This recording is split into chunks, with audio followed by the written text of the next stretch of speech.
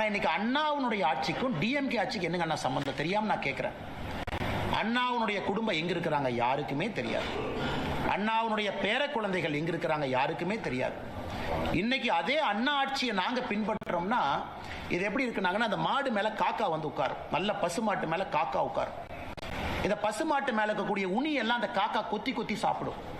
அந்த மாதிரி அண்ணா என்கின்ற நல்ல பசுமாடு மேல உட்கார்ந்து இருக்கக்கூடிய காக்காவாகத்தான் இன்னைக்கு டிஎம்கே ஆட்சி இருக்கு.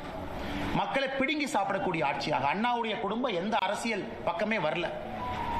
இவருடைய தந்தையார், அதன் பிறகு இவருடைய மகன், இன்னைக்கு இவருடைய பேர எல்லாமே வந்துட்டு அண்ணாவுடைய வழியை நாங்க பின்பற்றோம்னு சொன்னா எப்படி ஏத்துக்க முடியும்? யார் ஏத்துக்குவாங்க?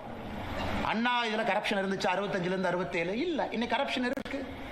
அண்ணா அவர்கள் காலத்துல இவ்வளவு மக்கள் ஒரு சித்தாந்தத்தையே வெறுக்கக்கூடிய அளவுல இன்னைக்கு எப்படி ஆச்சுனாங்கன்னா, டிஎம்கே மேல இருக்கக்கூடிய வெறுப்பு திராவிட சித்தாந்த வெறுப்பாக மாறி இருக்கிறது. நல்ல அரசியலை கூர்ந்து கவனிச்சு அப்படின்னா, எனக்கு திராவிட முன்னேற்ற கழக ஆட்சியின் மீது இருக்கக்கூடிய வெறுப்பு திராவிட சித்தாந்தத்தின் மீது இருக்கக்கூடிய வெறுப்பாக இது மாறி இருக்கிறது. அதெல்லாம் இந்த எலெக்ஷன்ல தெரியுங்கன்னா, ஓட்டில் நீங்க பார்க்கும்போது தெரியும்.